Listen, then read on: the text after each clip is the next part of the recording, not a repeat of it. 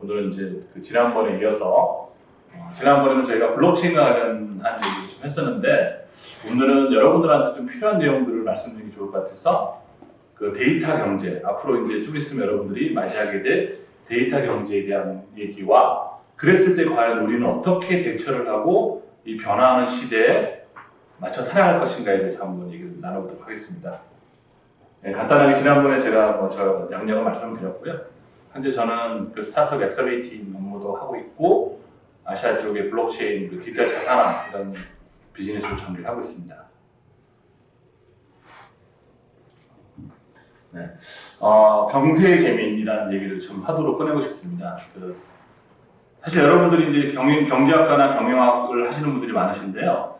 이 경제의 재미는 줄이면 뭐죠? 경제거든요, 경제, 이코노미. 그러니까 일본이 이 경제 재미를 줄여서 경제라는 단어를 이코노믹스랑 매칭을 시켰어요. 그래서 우리가 알고 있는 경제학이라는 단어가 이 경제 재미에서 나왔습니다. 근데 경제 재미 누가 한 말일까요? 네, 여러분들 좀 고리탐을 하시겠지만 우리가 저기 관자라고 하죠, 관자. 관중이라고 관포직이라고 여러분 아시죠? 관중과 포수가의 그 뜨거운 우정을 다룬 관포직이요. 그 관중이 바로 관자입니다. 이 관자라는 사람은 정말로 뛰어난 사람이에요. 춘추 전국 시대에 그 주군을 모시면서 이 그 백성들을 위하고 이 나라를 다스리는 어떻게 다스릴 것인가에 대해서 책을 통해서 그걸 아주 구체적으로 표현해놨습니다. 근데 사실 저희는 좀 안타까운 게 뭐냐면 그런 것들을 받아들이기 이전에 우리는 여러분 아시겠지만 맹자 사상을 중심으로 배웠어요. 이 맹자 사상은 군주의 통치 철학이에요. 네, 그래서 사실은 우리가 알고 있는 이 유교 문화 자체가 그 군주, 그 왕 중심의 통치 철학에서 비롯된 거죠. 근데 일본은 이걸 깼어요. 일본이 메이지 유신을 통해서 이 관자의 철학을 받아들이면서 획기적으로 실용주의적 학문을 이어가게 된 것이죠.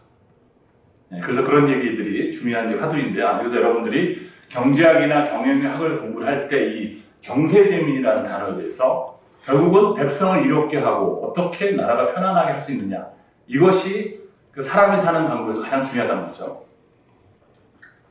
네, 그러면 우리가 보면은 사실은 제가 이제 이런 책들을 많이 이제 요약을 해서 정리해 본 거죠. 우리가 어디서 왔을까 이렇게 해보면은 지구가 탄생을 하고 쭉 왔죠. 그래서 이 미얀마라는 나라가 되게 특이한 나라입니다. 4,000년 전에 4천만 년 전에 미얀마라는 어떤 문화적인 특성도 가지고 있었어요. 그리고 이렇게 40만 년 전에 불을 사용했고, 만 년 전에 이제 신석기 시대가 시작됐고, 이렇게 됐죠. 그래서 그 전까지는 이 단위가 엄청나게 긴 세월이었는데, 기원전 138년 전후한, 기원전 한 200년 전으로 이 인류 역사가 어떻게 바뀌냐면, 1000년 단위로 역사가 끊겨요. 네, 그래서 1000년의 개념으로 사는 거죠. 그래서 우리가 알고 있는, 이런 11세기 십자군운동, 그다음에 쭉 한번 보시죠. 그래서 1348년 패스트 창궐, 이때 8천만 명 중에서 5천만 명이 죽어요. 유럽 같은 경우는. 어마어마한 숫자죠. 지금 저희가 코로나 때문에 고생하고 있는데, 사실 바이러스라는 것은 항상 이 문명사의 변화와 밀접하게 관련되어 있습니다.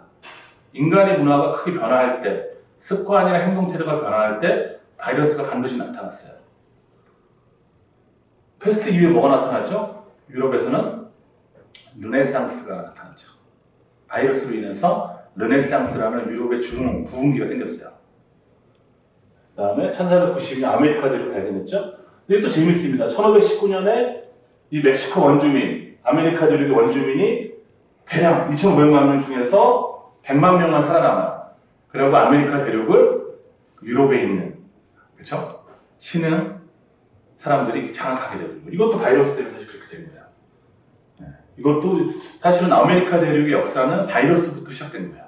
기존에 있던 토착 세력들이 외부에서 들어온 사람들에 의해서 멸망해버린 거죠.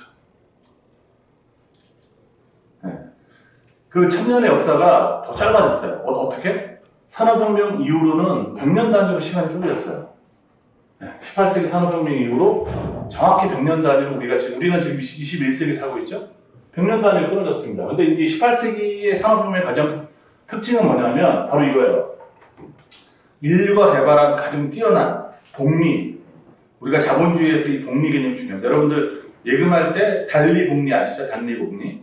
이 복리가 가져온 자본주의의 엄청난 발달. 이것은 기술 능력도 훨씬 뛰어난 것입니다. 그래서 여러분들이 뭐 이것도 얘기를 하면 한참 걸리겠지만 짧게 얘기 드릴게요. 그래서 이 복리를 만든 게 미국식 모델이에요. 그래서 우리가 이제 흔히 미국을 인류의 등포이라고 표현하는 것 중에 하나가 뭐냐면 바로 복리를 통해서 금융자본을 획기적으로 올려버린 거죠.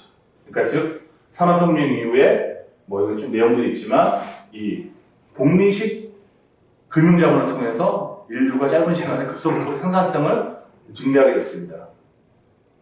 그래서 사실 유럽이 가지고 온 유럽 산업혁명은 유럽에서 나타났죠.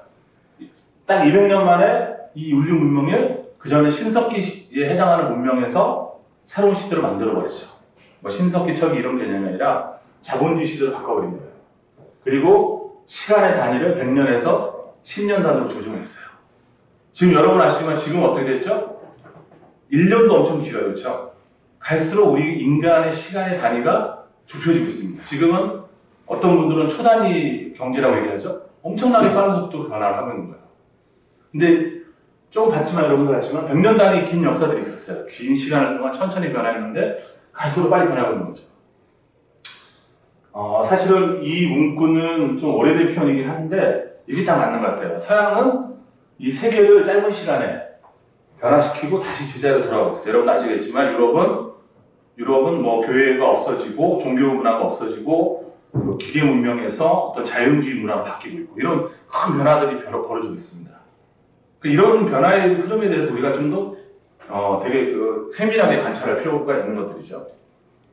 네, 그래서 이제 이렇게 결국은 이제 최근에 우리 신자유주의라는 결국 이제 어떤 문화적인 영향으로 가게 되는 거죠. 이게 재밌는 표현입니다. 실업이라는 게 뭐죠? 실직이 실질. 인간이 발명한 게 최근에는 실업이라는 게 있어요. 실업. 노는 걸 발견한 거야. 왜냐하면 놀아야 돼. 이 생산성이 극대화 시대에 노는 것 자체가 어떤 발명이라는 개념으로 표현될 수 있을 것 같습니다. 이는 왜냐하면 너무나 빠른 자동화랑 이런 것들이 늘어나니까 수익률을 맞출 수가 없어요. 금융자본들이. 맞출 수 없으니까 노동을 떨어뜨려야 돼요. 자꾸. 네, 그래서 결국은 이런 것들이 우리가 지금 뭐 보면은 전 세계적으로 실업 문제가 많아지고 있는데 이거는 사실은 어쩔 수 없는 현상입니다. 누구의 잘못이 아니에요. 그래서 어떤 사람들이 뭐 물론 유명한 학자겠지만 제가 이름은 까먹었지만 실업의 발명이라고 할 정도로 이런 것들이 중요해지는 거죠. 그러면 이랬을 때 우리 태도는 뭐냐 이거죠. 검소함이랑 효율성 가치를 키워내는 것. 어찌 보면 이것이 코로나 이후에 우리 인류 문명의 변화, 한국의 변화상이기도 합니다. 검소해야 되고 효율성 있는 가치를 어떻게 만들어내느냐 이런 것들이 중요한 시대로 접어들고 있는 것이죠. 그러면 이거는 또 우리가 이제 누군가가 유명한 과학자, 미래학자들이 예측을 한 겁니다. 2090년대 미래 계급을 봤어요. 네, 저렇게 이제 흐름이 있는데 누가 1등급일까 보면은 플랫폼이랑 기술을 소유한 기업인이 0.001%에 해당해요. 지금은 전 세계의 1%가 독점하고 있다고 그러죠. 근데 앞으로는 더 이게 강해진다는 거죠. 두 번째 등급은 누구냐? 인기 정치인이나 연예인 같은 계급이고 세 번째 계급이 AI입니다. AI. 사회 전반의 모든 일자리를 대체하는 AI가 세 번째 계급이 돼요. 그리고 나머지는 이제 여기 보면 프레키아트라는 계급이라고 있는데 단순 노동자, 즉 99.997%는 프레키아트 계급이 확률이 높다. 물론 이 자료는 서울의 유기윤 교수님이 해외 자료를 통해서 이제 확보한 내용이긴 하지만 이거는 굉장히 우울한 미래이죠. 지금 같은 기술 문명과 자동화 문명이 계속 이어지면 이렇게 될 것이다라고 예측하는 것이죠. 이미 사실 그렇게 가고 있어요. 금융자본이랑 그 기계 문명, 자동화 이런 것들이 가고 있는 거죠. 그러면 우리가 이랬을 때 우리 대처하는 방법이 무엇일까도 생각할 필요가 있습니다. 그래서 오늘은 여러분들이랑 이런 미래를 바라보는 방법에 있어서 데이터를 어떻게 우리가 이해를 하고 그 데이터를 통해서 어떻게 우리가 고민해봐야 되는지를 한번 설명해 보겠습니다. 네. 딱 심플해요. 앞으로는 데이터예요, 데이터. 여러분들이 무엇을 하든지 데이터가 없는 것들은 의미가 없어요. 즉, 데이터가 가치 창출의 핵심이 되는, 미래가 되는 이런 시대에 살고 있는 것이죠. 이제 여기 보면은 뭐 짧은 시간에 다 할 수 없습니다, 여러분들. 6개의 디지털 기술이 있고요. 아날로그 기술이 있어요. 그래서 이거를 융합하는 거는 인공지능, AI입니다. 뭐 6대 디지털 기술만 다 볼게요. 웨어러블 기술, SNS, 사물 인터넷, LBS, 클라우드, 빅데이터 이런 것들이 6대 디지털 기술. 아날로그 보면 게임, 서비스 디자인, 3D 프린터, 증강현실, 블록체인, 플랫폼 이런 것들이 아날로그 기술이에요. 이런 것들이 융합이 돼서 어떤 새로운 가치를 창출해내는 이제 시대로 접어들게 된 것이죠. 대표적인 우리가 이제 그 데이터라고 한다면 되게 어려운데 어떻게 보시면 되냐 이렇게 제가 설명을 하겠습니다. 물론 이 자료는 참고로 기술독립군에 계신 정우철 고문님 자료를 제가 일부 인용했습니다. 8만 대장경이 52330 152자 이렇게 많아요. 근데 이를 줄이면 뭐냐면 반야신경이에요. 260자로 줄일 수 있습니다. 8만 대장경. 다시 또 이거를 한 단어 원 센테로스 문장을 만들면 일체 유심조 모든 건 마음먹기에 달렸다. 그리고 다시 이거를 원 워드로 바꾼 마음이라는 걸로 줄일 수 있습니다. 그러니까 데이터에서 중요한 건 뭐냐면 물론 이 글자 하나가 큰 의미가 있죠. 8만 대장경에. 하지만 이것을 어떻게 이렇게 요약해서 효율적으로 활용할 수 있게 만들어주냐 이게 중요한 거예요. 데이터 관련한 사업에서는. 뭐 그렇듯 갈릴레오 갈릴레이도 대표적이죠. 그러니까 태양의 흑점에 관측호점에서 지동소를 증명해보였죠. 갈릴레오가. 이것도 데이터 입증의 대표적 사례예요. 그러니까 우리가 보면은 데이터라는 것을 어렵게 볼 필요 없이 이미 우리가 했던 일들의 것들이 다 데이터와 관련된 일들이에요. 또 마위는 이렇게 얘기했죠. 향후 30년 동안은 데이터 테크놀로지 시대가 온다. 근데 이미 저희가 코로나 때문에 제가 봐서는 한 10년은 빨라졌습니다. 이미 지금 전 세계는 아주 급속도로 변화하고 있고요. 사업 모델이 바뀌고 있고, 사람의 행동 양식이 바뀌고 있습니다. 그런데 다행히도 한국은 비교적 퍼스트 펭귄 되고 있습니다. 앞에 가고 있어요. 옛날에는 항상 따라다니기만 했는데 이런 것들이 우리한테는 굉장히 큰 기회가 될 것이고 한국이 희망적인 요소로 작용하지 않을까 생각합니다.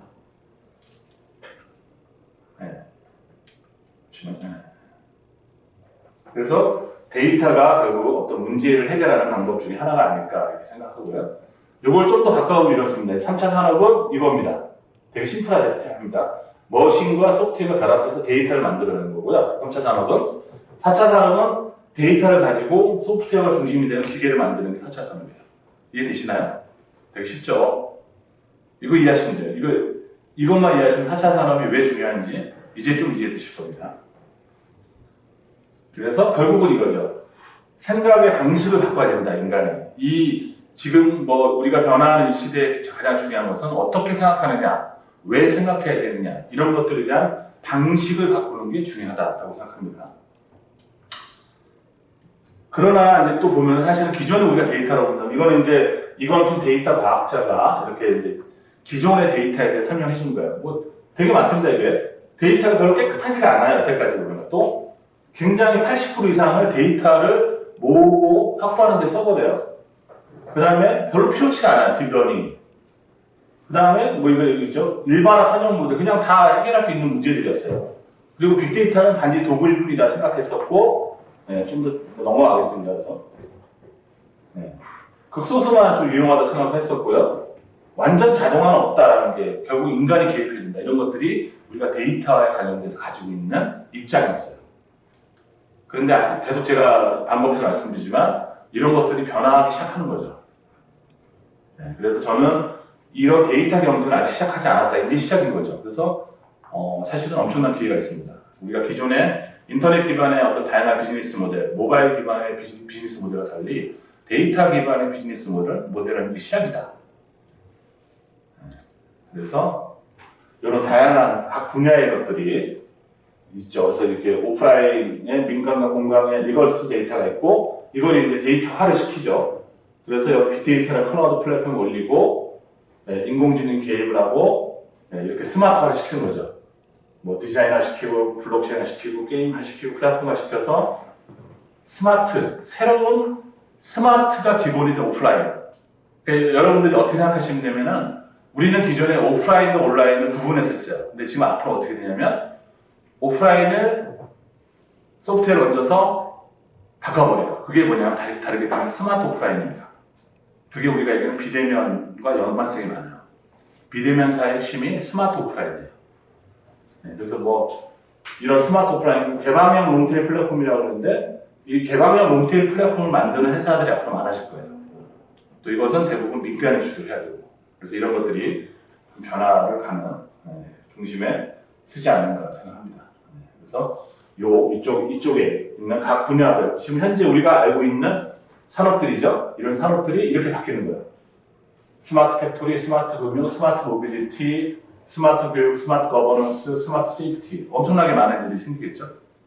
저런 데 기회가 있습니다. 여러분들이 넓게 보시면 아직 이쪽은 하진 않았어요. 지금 요만큼 레거시 데이터에서 데이터화, 이제 요 단계 가고 있는 거죠. 근데 문제는 이겁니다. 아까 얘기 드린 대로 코로나 때문에 이 단계가 원래는 한 10년 정도 걸려야 되는 단계인데 엄청 짧아졌어요. 지금은 각 기업이나 국가에서 이걸 엄청나게 속도를 높여갖고 아마 뭐 내년만 돼도 벌써 여기까지 갈 수 있습니다. 개방형 롱테일 플랫폼 기업들이 나오기 시작할 거예요. 그래서 여러분들이 뭐 공부를 하시지만은 더 많은 기회들이 여러분들한테 올 것이다. 저는 예측을 합니다. 이것도 마찬가지입니다. 여러분들이 보면은 이제 전통 업종이죠. 여기에 이제 기술이 들어가요. 쫙 이렇게. 뭐 익숙한 단어 맞죠? AR, 로봇, 게임, 블록체인, 디자인, 클라우드, 웨어러블, SNS 이런 것들이 결합이 되고 다시 여기 AI가 결합이 돼요. 그럼 뭐가 나오죠? 이 기술이 데이터로 바뀌어요. 데이터로 바뀝니다.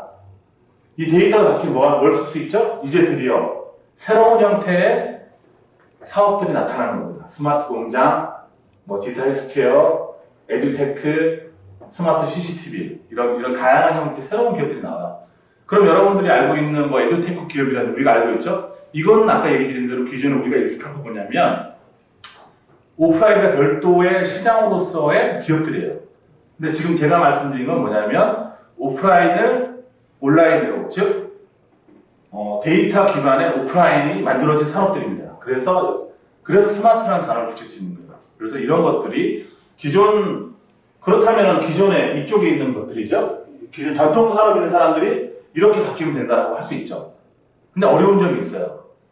그 생각을 깨기가 되게 어려운 거예요. 그래서 지금 코로나 이후에 새로운 성장할 수 있는 새로운 스타트업이나 이런 기업들에게 기회가 또 열릴 수 있지 않나 생각합니다. 그래서 이제 제가 데이터에 관련된 얘기를 사실 뭐 앞에 장표를 보여드렸지만 그 장표 하나만 가지고도 굉장히 할 얘기가 많지만요. 오늘은 이제 저희가 시간상 그래서 이제 이런 걸 했을 때 과연 우리는 이런 데이터 사회에서 우리가 어떻게 살아야 되냐는 부분들이 중요하죠. 그래서 제가 이제 뭐 학생들한테 많이 얘기하는 거지만 가치를 디자인해야 된다. 어떤 가치? 가치가 추상적이라고? 그렇죠. 가치라는 단어가 굉장히 추상적이죠. 가치 뭐지? 돈도 가치고 뭐 내가 갖고 있는 도덕적 신념도 가치고 그렇죠? 가치라는 개념이 다 주관적이에요. 객관적일 수가 없습니다. 이 주관적인 가치 디자인은 어떻게 내가 이 변화하는 시대에 맞게 갈 수 있느냐라고 하는 것들이 지금 시대에 중요한 어떤 개인의 삶의 패턴과 방법이라고 할 수 있겠습니다. 네. 그래서 사실은 이제 생각의 프로세스라는 게 있습니다. 생각이라는 게 우리가 생각을 하잖아요. 그렇죠? 누구나 다 생각하는 거죠. 왜냐하면 가치를 만들어내기 위해서는 인간이 할 수 있는 가장 고귀한 행위는 생각하는 거예요. 근데 생각에는 여러 가지 방법이 있습니다. 이것도 또 뭐 많아요. 근데 비판적 사고를 할 수도 있고, 무엇인가 재정리하는 사고도 할 수 있고, 확장하는 사고를 할 수 있어요. 여기에 또 이제 더 많은 매트릭스, 로직 트리, 뭐 패러믹 추정, 다양한 시나리오 사고 이런 것들이 있습니다. 그래서 이런 사고의 방법을 통해서 인간이 문제 해결을 해나가는 해법을 찾는 거죠. 제가 뭐 참고로 원숭이 해놨지만 원숭이들은 이런 못하죠. 그죠?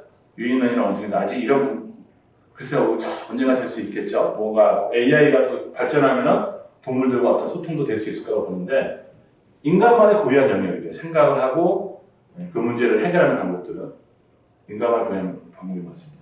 그렇다면 이제 우리가 이제 아까 얘기했지만 가치라는 것을 좀 더 보면은 크게 세 가지를 볼 수 있는 거죠. 어떤 방법을 찾는 게 가치일 수도 있고, 어떤 생각을 하는 게 가치일 수도 있고, 어떤 마음을 먹는 게 가치일 수 있습니다. 네. 참고로 이 자료는 제가 고시면서 만든 자료인데요. 이 세 가지의 가치에 대해서 우리는 끊임없이 고민하는 거죠, 살아가면서. 특히나 데이터 경제 시대에는 이것을 내가 어떻게 능동적이고 효율적으로 해결하느냐가 더 중요한 이런 방법들이 될 수 있을 것 같습니다. 네, 그래서 이제 보면은 우리가 이제 뭐 기능 뒤에 물질적 만족을 추구하는 것도 중요하고 정신적 만족도 중요하고 또 관계, 사회적 만족도 중요하다. 이것도 얘기하면은 뭐 1차, 2차, 3차, 4차 이렇게 얘기할 수도 있어요. 근데 뭐 꼭 그렇진 않지만 이제 이런 변화들이 있는 거죠. 그랬을 때 이제 앞으로 이 사회적 시대를 지났을 때 앞으로는 스마트 컨트롤을 통해서 분산 합의하는 시대. 각자가 자기 주장을 얘기하지만 이것이 공통된 합의 구조로 도출되니까 새로운 시대를 우리가 맞이한다. 이게 데이터 경제 시대의 중요한 방법인 것 같습니다. 네. 다음은 그랬을 때 우리는 가치 디자인을 어떻게 만들 거냐. 그래서 이제 되게 재밌는데 여러분들이 딱딱할 수 있을 것 같아요. 왜냐하면 그 가치라는 단어가 추상적입니다. 그래서 여러분들이 듣기에 따라서 좀 더 실물적인 얘기를 했으면 좋겠다고 하는데 뒤에 자세히 나옵니다. 동영상을 보시면 좀 나오니까요. 가치 디자인이라는 거는 이제 보면 목적의식이 중요하다. 우선순위를 정하는 게 중요하다. 생산성이 중요하다. 프로핏이 중요하다. 그래서 4P라고 하는데 우리가 전통적으로 마케팅에서 4P, 5P가 아니라 저는 새롭게 정의를 했죠. Purpose, Priority, Productivity, Profit. 이것이 가치 형성에 중요하다. 그래서 이걸 통해 뭘 하느냐? 결국 이겁니다. 내가 나만의 큰 이유, Big Why, 왜지? 라는 걸 스스로 찾는 거예요. 네, 그것이 가장 중요하다는 것이죠. 그래서 우리가 정답을 뭔가 고르는 것보다는 어떤 방향을 정하는 거. 그렇죠? 우리가 학교 다니면서 여러분들도 지금 그렇게 하지만은 어떤 방향으로 내가 삶을 선택하느냐 이런 것도 중요하죠. 특히나 데이터 기반의 경제사에서는 그런 것들이 훨씬 더 의미가 있어지는 때가 된 것 같습니다. 그래서 P&BF 모델이라고 하는데요. 이렇게 프로덕트, 브랜드, 마케팅 예술 공통점들을 찾아내는 거. 이건 이제 이거는 제품 기준으로 정리하는 거죠. 이렇게 무엇인가 교집합의 핵심 역할을 하는 이런 것들을 찾아내는 것이 앞으로 중요하다 이렇게 생각합니다. 네, 그리고 이제 맥시멈 프로이드라고 하는데 여러분들이 무엇인가 가치를 결정할 때는 이렇게 새로운 시작이 시작되는 거, 끝나는 거의 교차점, 그 맥시멈 프로이드를 찾아내야 된다. 그러니까 지금이 약간 그런 때입니다. 그래서 굉장히 제가 앞에서 얘기했지만 기회가 있다고 말씀드린 게 뭐냐면 무엇인가가 끝나진 않았죠. 인류가 종말하는 건 아니에요. 근데 뭔가 시대가 좀 정리가 되고 있고 무엇인가 시작된 것 같아요. 느낌이. 그랬을 때 이 교차하는 이 점을 나는 어디에 둘 것인가가 중요합니다. 여기에 따라서 여러분들의 가치관에 맞는 어떤 새로운 결과물을 얻을 수 있지 않나 생각합니다. 네, 스티브 잡스의 참주도 중요한데 사실 제가 이 자료는 굉장히 책을 좀 보면서 어렵게 찾아낸 자료인데요. 굉장히 중요한 자료예요. 스티브 잡스의 생각이 딱 들어가 있습니다. 여러분들 스티브 잡스의 뇌 구조나 그 사람의 생각이 궁금하시죠? 이 자료를 보시면 돼요. 딱 이렇게 되어 있습니다. 스티브 잡스는 첫 번째 미래 예측을 했어요. 나는 어떻게 할 것이다. 미래를 예측하고 그 미래 사회에 문제가 무엇이고 어떤 욕구가 있는지를 고민해 봤어요. 본질적으로. 그 다음에 가설을 씁니다. 근데 여기가 중요합니다, 여러분. 가설을 검증하기 위해서 몇 바퀴를 돌려요. 계속 가설을 만들어 봐요. 요새 책 중에서 제가 성함을 까먹는데 프리토타입이라는 프로토타입 전에 프리토타입이 중요하다는 얘기를 하는데 그게 똑같은 얘기죠. 가설 검증을 해서 그 다음에 모순 해결 할 수 있는 방법을 찾아냅니다. 그리고 그것을 할 수 있는 핵심 원동력이 무엇인지를 발견해내고 이걸 통해서 뭘 하느냐 기술과 프로세스와 디자인의 혁신을 합니다. 이걸 지금 말씀드리는 게 뭐냐면 바로 이 방법을 통해서 스티브 잡스가 애플 컴퓨터를 만들고 핸드폰을 만들어냈죠. 그리고 뭘 했느냐 바로 여기가 중요합니다. 기술 프로세스와 디자인의 혁신을 통해서 그 다음 한 게 뭐냐 생태계를 구축했어요. 이게 중요합니다. 생태계. 에코시스템을 개발한 거죠. 여러분 아시면 그 전에 누구도 핸드폰에다가 앱을 넣어서 자기만의 생태계 구축을 생각 안 했죠. 이 생태계를 구축한 것이죠. 그리고 나서 뭐 했냐? 이게 또 중요합니다. 매니아 창을 창출했어요. 매니아. 문화적 매니아. 창출하고 이 매니아들한테 소비자 교육을 시켜요. 그래서 마지막에 뭐였냐? 사실 여러분들 스티브 뒤에도 잘 얘기 나오지만 스티브 잡스는 약간 종교적인 냄새가 나죠. 무엇인가 매니아를 넘어서 약간 광신도처럼 느끼는 사람도 있겠죠. 종교화를 만들어 버렸어요. 근데 이것이 기업의 전략이에요. 이것이 애플이 이 미래 예측부터 이 종교화까지 끌고 간 굉장히 고도의 정법입니다. 이게 중요해요. 그 기업을 할 때는 이와 같이 치밀하고 디테일하게 사고를 해서 구조를 짜야 되는 거죠. 그 다음에 또 뭐겠냐? 이렇게 해서 문화를 확장하고 산업을 확장하고 글로벌 커뮤니케이션을 하고 다시 또 현재의 문제점을 해결하기 위해서 서비스를 개선하고 내부의 그 친화도를 높이고 다시 또 미래의 욕구를 결핍찾고 다시 미래의 쪽으로 가죠. 이게 프로세스입니다. 그래서 요 내용은 뭐 좀 여러분 꼼꼼하게 살펴보시면 굉장히 중요한 내용이 많아요. 그래서 여러분들이 그 앞으로 비즈니스를 하거나 아니면 사회에 나가거나 무엇을 하든지 간에 이런 방법론에 대해서 좀 더 연습하는 게 필요하다. 그렇게 생각이 듭니다. 실제로 스티브 잡스의 뇌구조입니다, 이게. 스티브 잡스 팀의 뇌구조예요. 애플의 뇌구조입니다. 방법론이에요. 그래서 여러분들이 이 방법론을 쓰시면 비교적 에러, 실수는 할 수 있죠. 실패하기는 확률은 줄어들 수 있다고 생각합니다. 네, 그래서 저도 이렇게 좀 생각해봤어요. 그러니까 그랬을 때 저는 이렇게 본 거죠. 이 가치가 뭐냐? 삶을 살아가면서 가치는 나온다. 뭐 그거는 우리가 이제 자유라든지 돈이라든지 의미라든지 이런 걸 표현할 수 있을 것이고, 근데 중요한 게 뭐냐? 결단하는 게 필요합니다. 결단, 첫 번째. 무엇인가를 하기 위해서는 반드시 결단이 필요해요. 결단. 그리고 뭘 해야 되냐? 다음부터는 결단한 내용을가 상관이 없는 나머지는 다 버려야 됩니다. 버리는 거. 이게 더 중요해요. 버리지 못하면 미련이 하기 때문에 이 결단에 어울리는 행동을 할 수가 없습니다. 그래서 이 버릴 때 뭐냐 이겁니다. 바로 정답은 인생사 정답입니다. 정답이 없어요. 우리가 사실은 여러분들 급변하는 사회가 더 그렇지만 인생의 정답은 아무도 없습니다. 우리가 책을 통해서 그분이 정답이라고 하지만 내가 참고할 부분이지 정답은 나 자신이에요. 내가 결정하는 거지 아무도 누구한테 나한테 정답을 바뀌잖아요. 우리가 뭐 여러분 사지선다 공부라든지 이렇게 정답을 찾으려고 노력했지만 그거는 제가 예전에 강의에서 한번 말씀드렸지만 그거는 중소상공을 일으키는 전통적인 교육 방식이고요. 인생의 정답은 없어요. 내가 찾는 겁니다. 그리고 내가 겸손해야 된다 이 표현을 쓰는데 이 겸손이라는 걸 좀 더 좀 철학적으로 이제 얘기를 해보면 내가 할 수 있는 것과 할 수 없는 것을 구분하는 것, 내가 해야 할 것과 하지 말아야 할 것을 구분하는 것, 내가 변하는 것과 변하지 않는 것을 구분하는 것, 내가 보이는 것과 보이지 않는 것을 구분하는 것, 이것이 바로 겸손이에요. 이 과정을 거치면 버리고 겸손해져서 내가 꼭 할 수 있는 것들만 나옵니다. 그때 그 다음 뭐 해야 되죠? 여기 이제 뭐 하이어 밸류라고 하는데 내가 추가하는 가치를 최대한 올려야 돼요. 최대한으로. 그럼 가치를 올리려면 뭘 해야 되죠? 생각을 해야 되죠. 크리에이티브 띵킹, 사이언티픽 띵킹, 스트레이트 띵킹. 그러니까 창조적, 과학적, 전략적 사고를 통해서 가치를 올리는 것이 중요하다. 네, 중요하고 이걸 거치면 이제 따로 빼놨지만 책임감이 전제가 된 얼라이언스 띵킹을 해야 되는 거죠. 사람들이 협력을 해야 돼요. 이게 중요합니다. 이 과정을 통해서 결국은 뭐냐면 누군가와 반드시 협력을 해야지 내가 하는 목표나 목적을 이룰 수 있다. 이것이 중요합니다. 그래서 얼라이언스 띵킹이 굉장히 중요하고 그 다음에 이제 감사해야죠.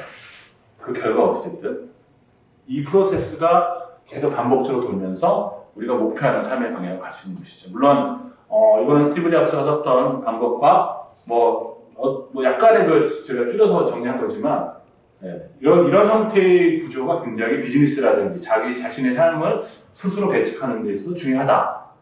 언제? 앞으로. 특히 데이터 경제 시대에 이런 사고방식이야말로 효율적인 인간이 스스로의 삶을 지킬 수 있는 방법들이라고 생각합니다.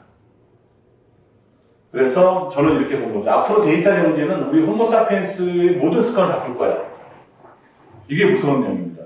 우리가 여러분들 개인의 습관도 있고 우리 사회가 만드는 습관들이 되게 많아요. 몇 시에 일어나야 되고 언제 밥을 먹어야 되고 밥 먹을 때 어떻게 해야 되고 이것이 고정관념일 수 있습니다. 그래서 이런 것들이 이제 데이터 경제 시대에 새롭게 변화할 것이다라고 볼 수 있습니다. 그래서 아까 얘기 드린 하이어 밸류 이런 세 가지 과학적, 창의적, 전략적 사고방식을 통해서 어떻게 협력하는 나의 내 구조를 만들 것이냐 그리고 이를 통해서 어떻게 내가 추구하는, 내 조직이 추구하는, 우리 뭐 회사가 추구하는, 우리 학교가 추구하는 가치를 고양시킬 것이냐 이런 것들이 중요한 방법이라고 생각합니다. 그래서 뭐 우리가 사실은 이런 것들이 우리가 옛날 분들한테 많이 배울 수 있죠. 이나모리 가지오는 굉장히 유명한 철학자고 교세라는 일본의 굴지의 전설적인 기업을 만든 사람입니다.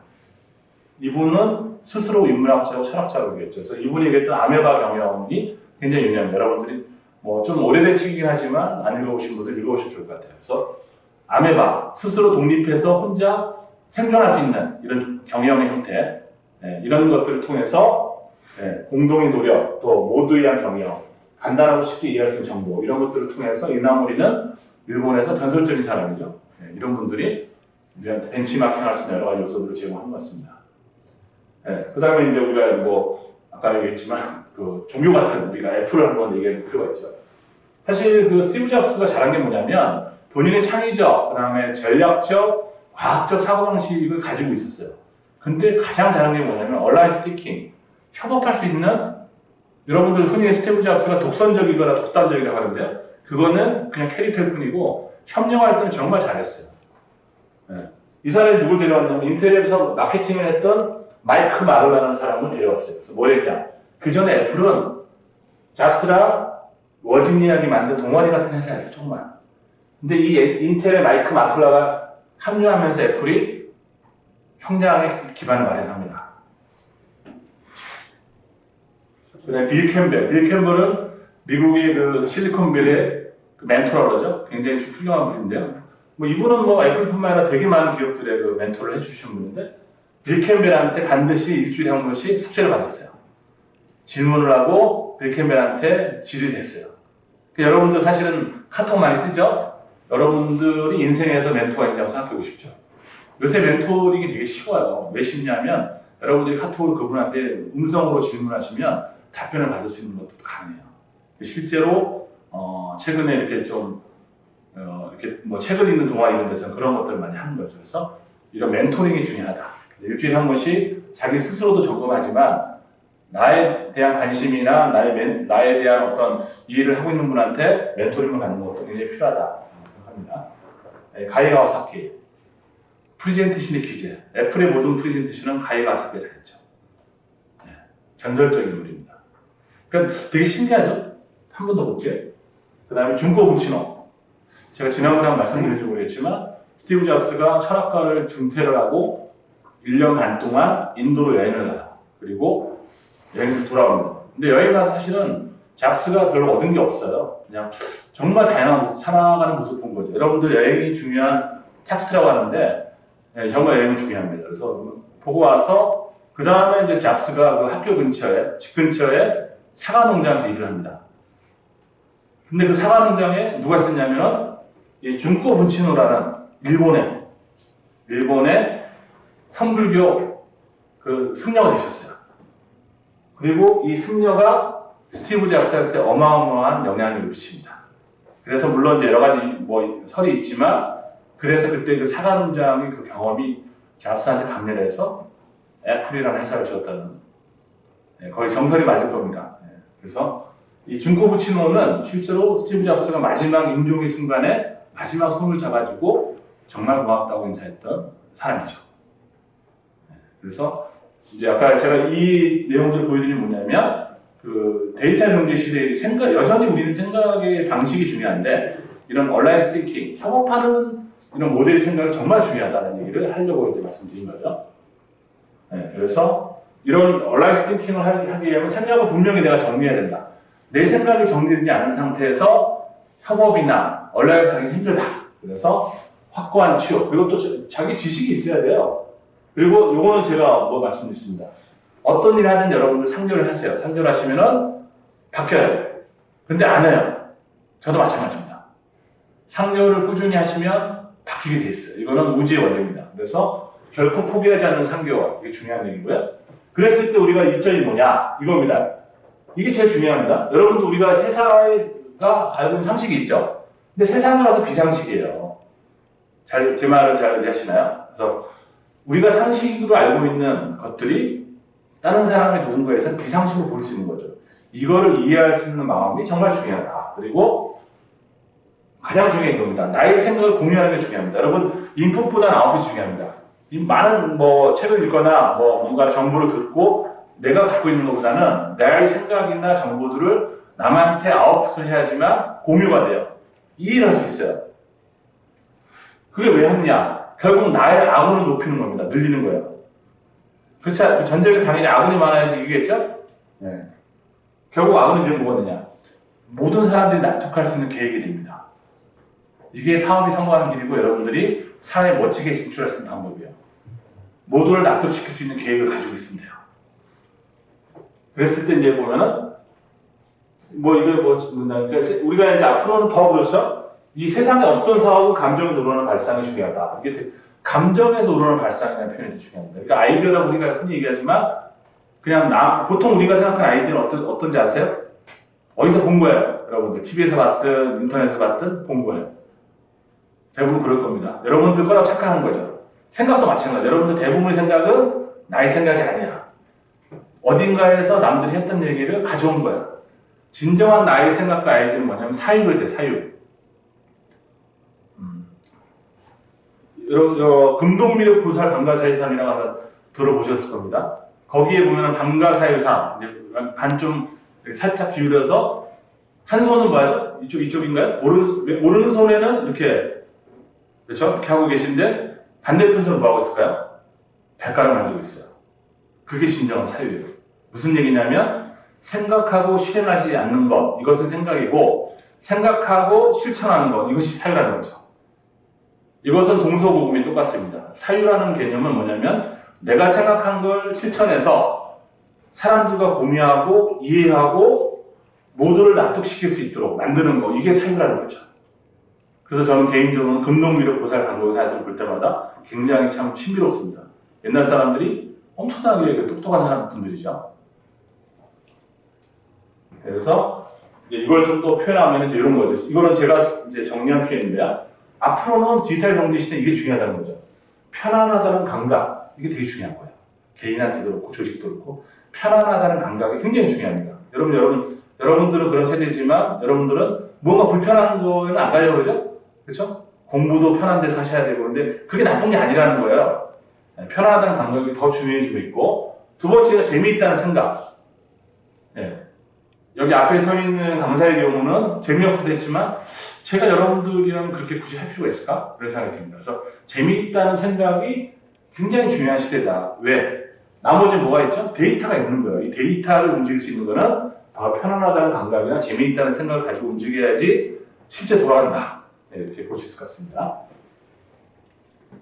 네, 그래서 이것도 제가 기술독립고 정보철 고문님 자료를 조금 인용했는데요. 이제 보면 있습니다. 이렇게 필요성, 확신, 비전, 행동, 베네핏, 그랬을 때 결과를 보는 거죠. 근데 보면은 필요성 없고 확신 있고 비전 있고 행동 있고 베네핏. 그러니까 필요성이 없을 때는 어떻게 되죠? 사람은 방관하게 돼요. 두 번째, 회의적이 될 때는 언제 되죠? 확신이 없으면 회의적이 돼요. 세 번째, 비전이 없을 때는 어떻게 되죠? 혼란스러워요. 네 번째, 행동할 수 없으면 어떻게 되죠? 좌절하게 돼요. 다섯 번째, 이익이 베네핏이 없으면 무시하게 돼요. 이게 인간의 행동 패턴이에요. 그런데 필요성, 확신, 비전, 행동, 베네핏이 있으면 성공이라는 그림을 그릴 수 있습니다. 여러분들이 개인적으로 여러분들이 이걸 보셔야 되고 기업에 도입하셔도 돼요. 과연 우리는 이 중에 무엇이 빠져있냐? 이게 중요한 내용이죠. 그래서 결국은 굉장히 짧게 표현되어 있지만 제가 봐서는 두루두루 심리학적으로도 그렇고 기업가 정신적으로도 그렇고 두루두루 이렇게 활용도가 높은 장표라고 생각합니다. 여러분들도 한번 참고하셔서 한번 스스로한테 그 대입을 해보시면 어떨까 생각합니다. 네.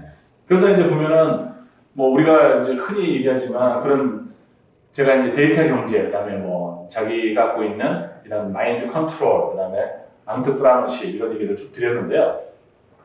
대표적 기업은 구글이죠. 사실 여러분들이 구글은 어마어마한 데이터를 갖고 있죠. 근데 이게 구글이 저는 이제 그래서 왜 어떤 표현을 제가 말씀드리려고 하냐면 어떤 일을 할 때 비전이 굉장히 중요해요. 구글은 처음에 뭐랬냐? 원래 구글이 아니라 구골이었어요. 구골이 10의 백승이라는 수학 용어입니다. 10의 백승이 구골이에요. 근데 구골이 상표가 등록이 되어 있어서 구글로 바꿨어요. 근데 얘네들은 어떤 거냐면 내가 만들어가는 세상은 10의 백승의 세상을 만들겠다라는 게 얘네들의 사업의 비전이었어요. 그렇죠? 그리고 구글은 막 그렇게 하고 있죠. 10의 백성.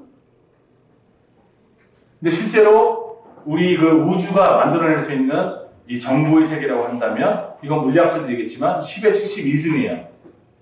근데 더 재밌는 거는 우리가 잘 알고 있죠. 바둑은 10의 361승입니다.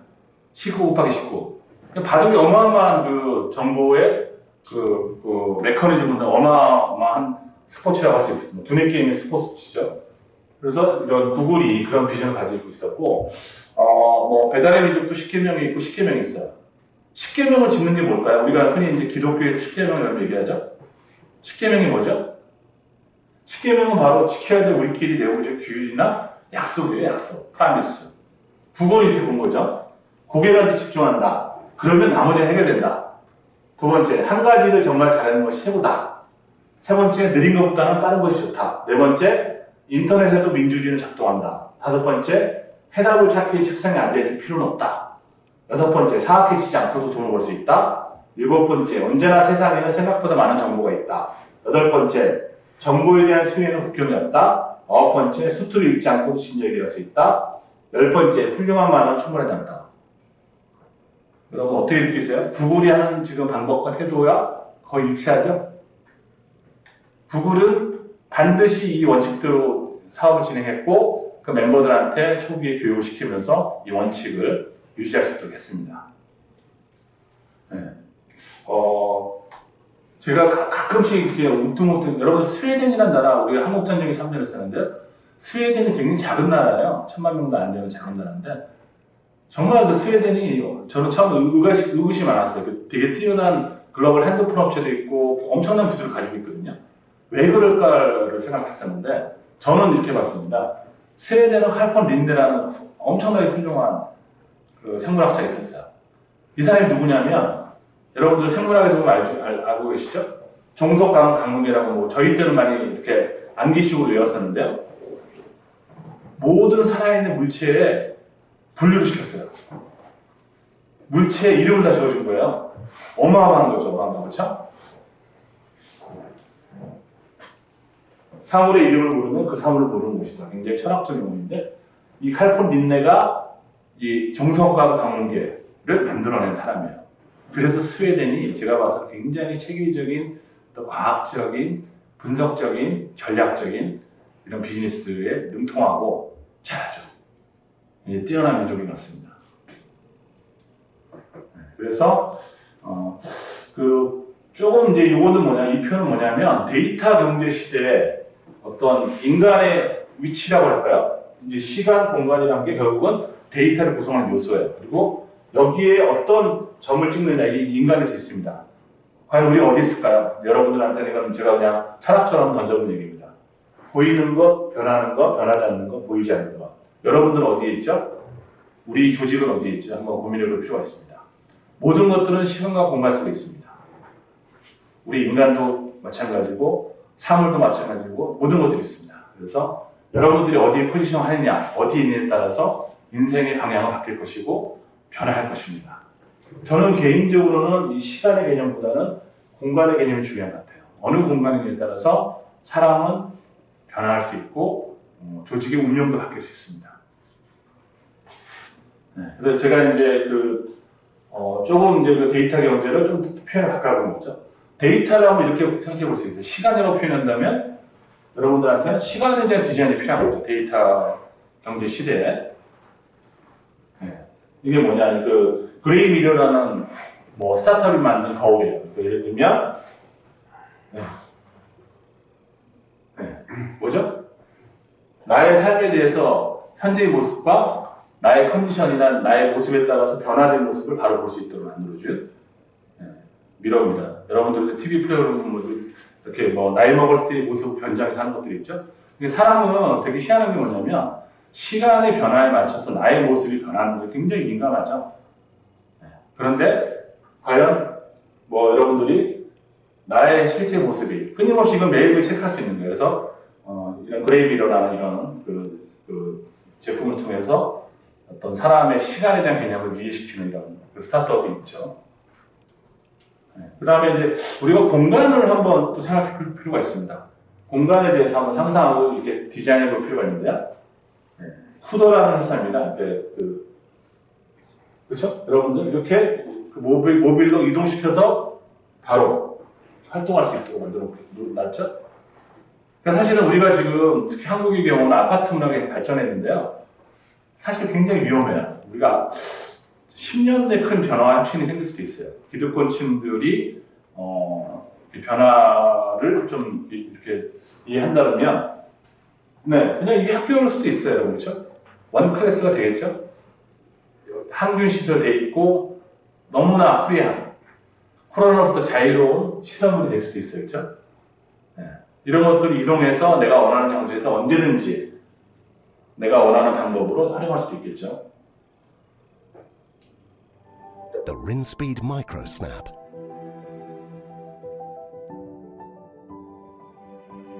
Small and beautiful and mighty micro. Disruption and vision at its best. 뭐 스마트카라고 얘기하지만 사실은 이제 더 많이 그 변화하는 구조 안에 있죠.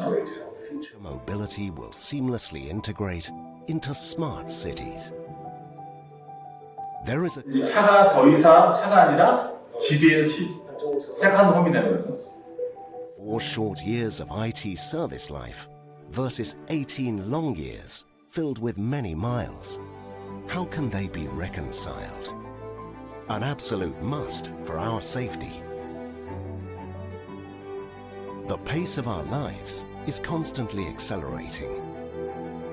Where we were once willing to wait a few days for a mail order to arrive, we want today's. 저렇게 되면 어떻게 될까요? 지사님 차 하나 없죠? 그렇죠? 이런 기술들이 이미 다 나와 있는 거예요, 사실은. 다 나와 있고 구현이 가능한 거죠. 인간의 생각이 바뀌면 기술이 적용하기는 굉장히 쉽죠. Comprehensive, dynamic, smart, and efficient. It broadens horizons, expands limits, and is unconventional. It challenges the future and us. 네, 좀 기니까 일단 여기서 끊겠습니다. 두 번째는 이제 우리가 이제 인간 자체에 대한 상상이 필요한 거죠. 인간을 앞으로 어떻게 디자인될 것이고 변화할 것인가. 근데 제가 이제 여기서 드리는 표현들은 뭐냐면 아까 맨 처음 말씀드린 어떤 인간이 갖고 있는 부정적 어떤 계급 사회 구조보다는 좀 더 평등한 사회의 개념으로 저는 정리를 해봤습니다. 네. 어벙콘이라고 지금 뭐 딱 코로나죠. 사실은 일렉트로룩스라는 회사에서 이렇게 드론 형태로 살균하는 기계들을 다 개발해놨어요. 그러니까 이제 뭐 좀 더 뭔가가 변화되면 이 드론 우리 코로나를 예방할 수 있는 이런 기계들이 이제 투입되겠죠. 공기 중에 투입돼서 인간한테 무해하지만 바이러스를 차단하는 것들이 나올 수 있을 겁니다. 지금 사실 우리가 이제 이 마스크를 쓰잖아요. 여러분들 마스크가 재밌는 게 있습니다. 왜 서양 애들이 마스크를 안 쓸까요? 그게 동서양의 극명한 차이예요.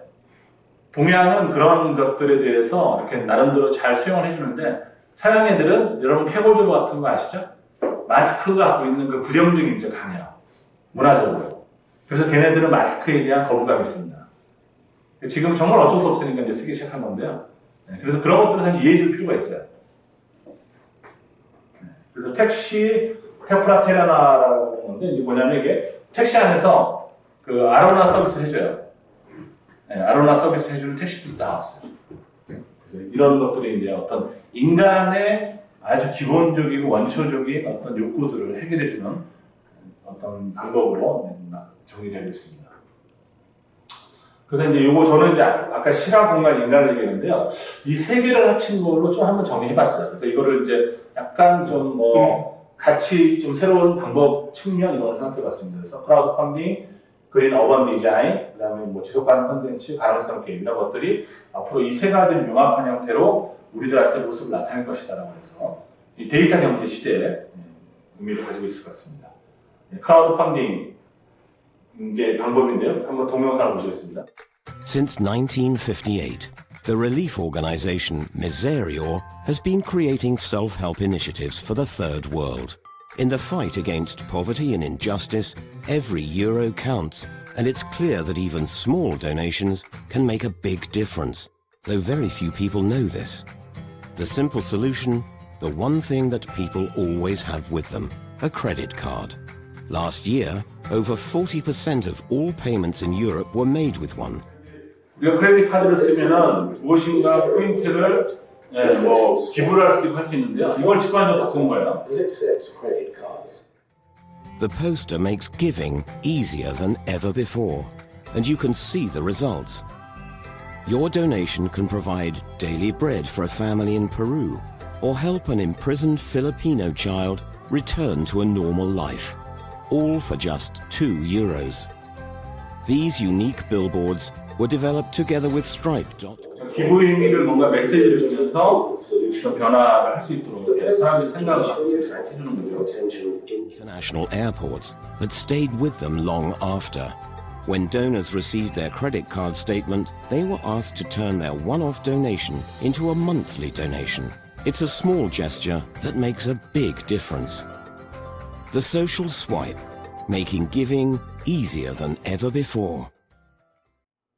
이게 이제 유럽에서는 이런 형태의 소셜과 관련된 또 새로운 문화적 트렌드가 많이 생기고 있죠. 이것도 재밌습니다. 여러분들 보시면. A mediados del 2013, la industria del arte en España sufrió uno de los golpes más grandes de todos los tiempos.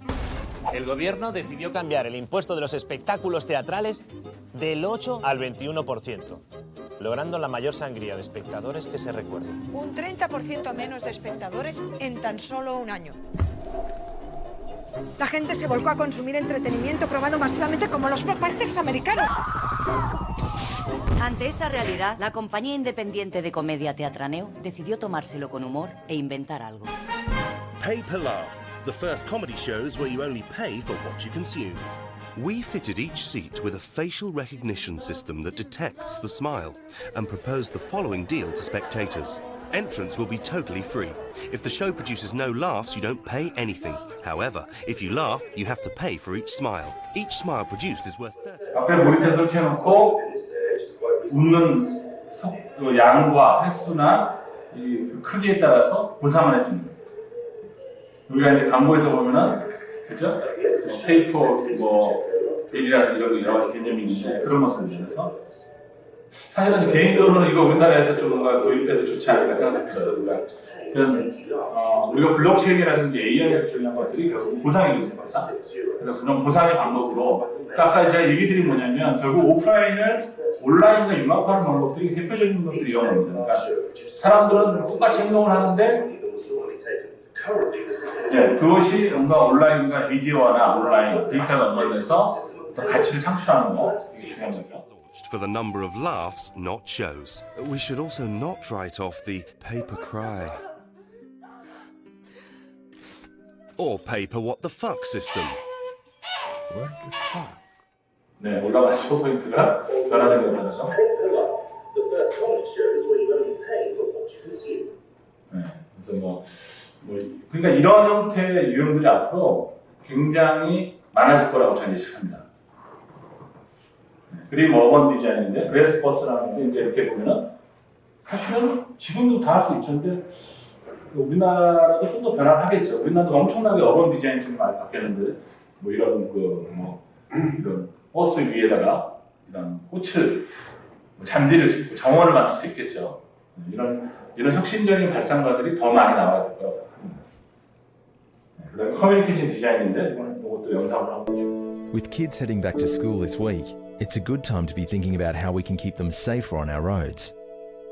That's why the Australian Road Safety Foundation have come up with these life-saving stickers. Just stick them onto your wheelie bin, and if you live in a 50 zone, attach the speed limit sign too.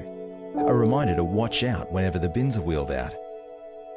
It's a little way you can help to keep the little ones safe.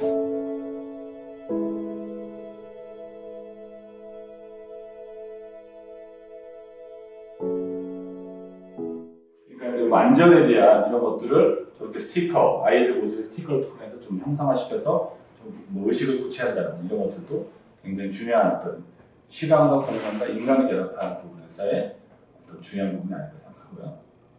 커뮤니케이션 디자인 정도로 한번 볼게요.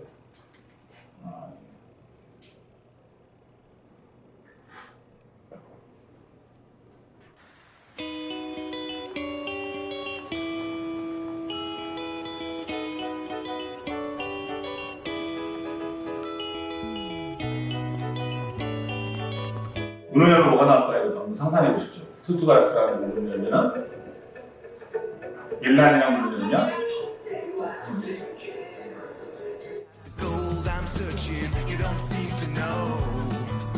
사실 이런 것도 또 우리가 코로나 시대에 생각해 볼 수 있는 생각들인 것 같아요. 공간의 개념 가까워진 거죠. 미디 온라인 모바일 미디어를 결합시켰고 Sourire. Alors, très bien. 근데 저게 뭔지 아세요? 실제 그 나라의 그 지역에 보이면 카메라를 비친 거예요. 리얼타임으로. 그냥 감독이 더하죠.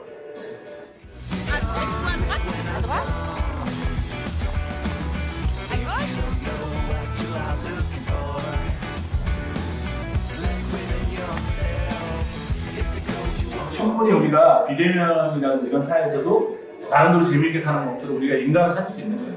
끊임없이. 더 재밌죠? 안 해본 걸 해보니까. Voilà, oui.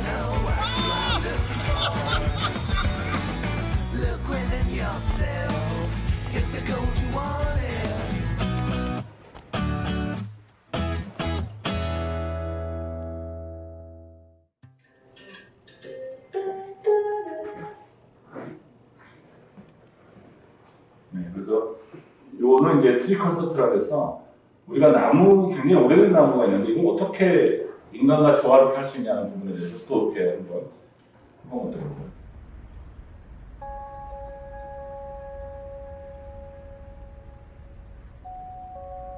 이런 것들이 우리가 이제 데이터와 결합해서 더 효과적이고 효율적인 방법으로 인간이 재미있게 사는 방법에 대해서 스스로 만들어낼 수 있는 거예요.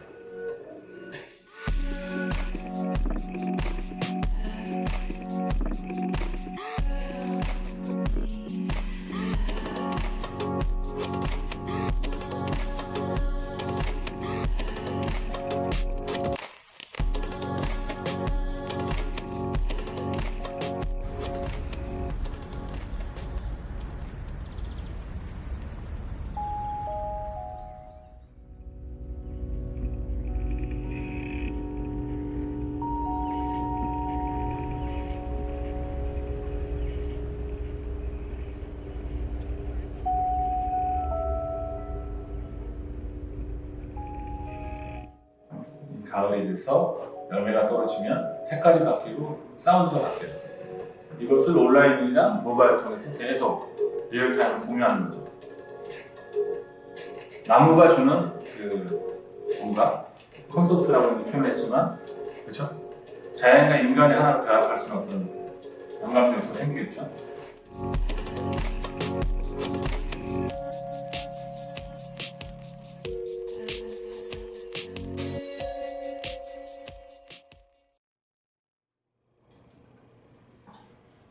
이것도 재밌습니다. 이것도 여러분들 보시면은, 야, 이게 진짜 아까 제가 모델 말씀드렸지만, 오프라인과 그 소프트웨어를 결합한 온라인이 어떻게 융합할 수 있는지를 알 수 있습니다.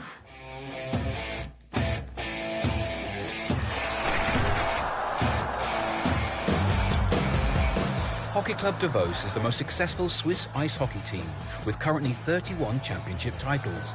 But financially, the club is still highly dependent on merchandise and catering sales. Dieses Jahr haben wir probiert, Interaktivität ins Publikum hineinzubringen und zudem unsere Fanartikel umsetzen. 그러니까 인터랙티브 게임인데요. 사람이 동작을 게임과 연동시킨 거예요. 보시면 아마 아실 거예요. Panels around 100 times. The idea was to turn the rink panels into bingo fields. And in doing so, a new and entertaining game is born. Rink Bingo. Every panel was equipped with sensors. When a player crashed into the rink panel, the panel number was directly transmitted to the stadium cube and to all smartphone users. 재밌죠? 로또랑 결합한 거죠? To play live and in real time during the matches. Even at home via a second screen. Winners were directly informed and rewarded with merchandise vouchers or 2-for-1 offers. 근데 이게 이제 좀 더 얘기하면 이런 것들이 블록체인과 결합되면 완전 파워풀해지겠죠. 전 세계가 즐길 수 있는. Volk, die Leute im Stadion sind begeistert. Die Umsätze an den Bars, Cateringständen und Fanshops sind sensationell gewesen. Und die ganze Maßnahme ist ein Riesenerfolg für den HC Davos. Rink Bingo.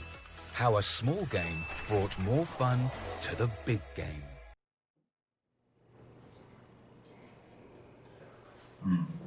이거는 저는 개인적으로 동영상을 보면서 굉장히 감동을 받았었는데요. 한번 보시겠습니다.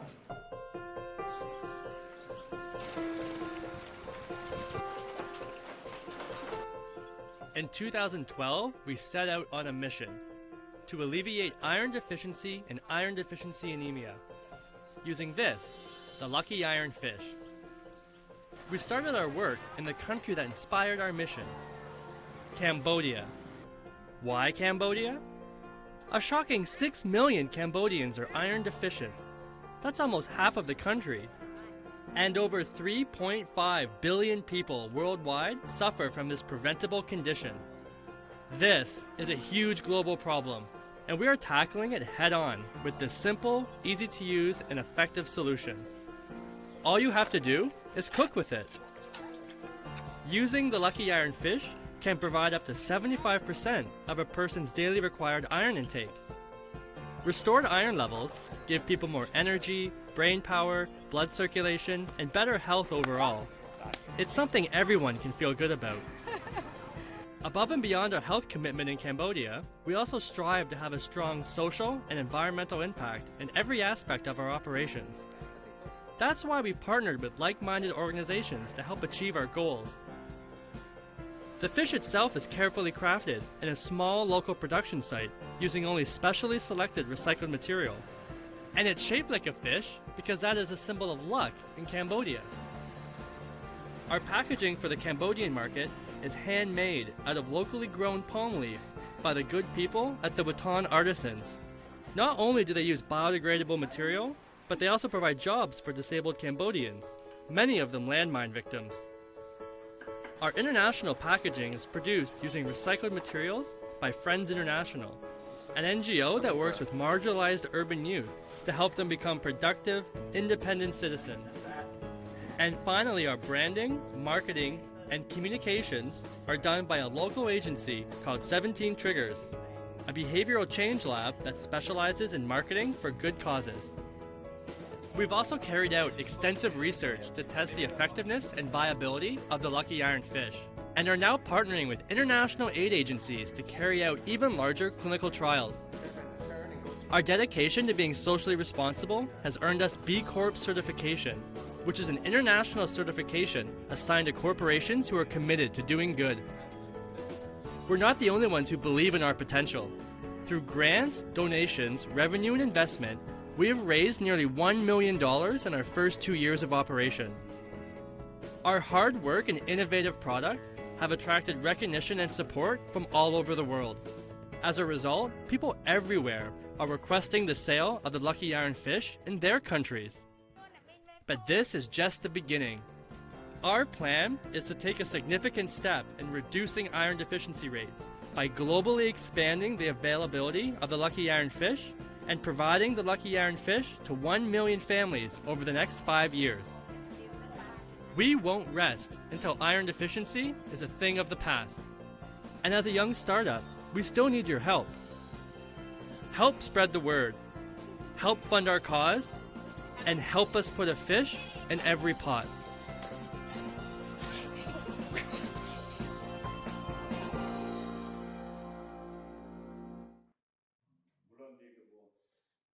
캄보디아에 철분이 부족하니까 이런 아이디어를 이제 할 수 있는 아이디어를 내는 게 중요한 거죠. 여러분들. 우리가 그 머릿속의 아이디어가 아니라 실행할 수 있는, 실행을 해야지 결과가 나오기 때문에 실행할 수 있는 아이디어를 통해서 무엇인가 내가 살고 있는 시대보다 조금 더 나은 삶을 누군가 살 수 있도록 해주는 거, 이것이 우리가 갖고 있는 우리 삶의 중요한 그 의무가 아닐까라는 생각도 듭니다.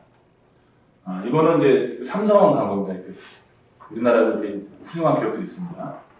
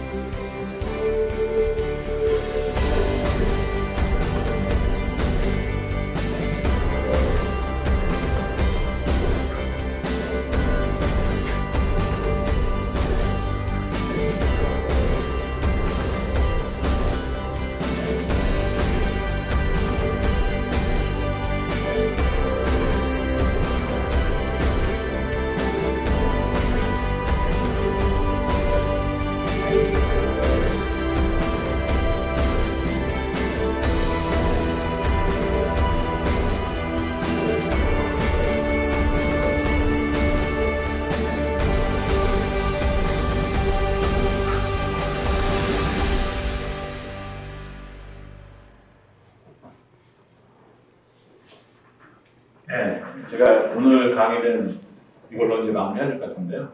여러분들한테 드리고 싶은 데이터 경제는 거버먼트, 넌 거버먼트 이런 개념이 없습니다.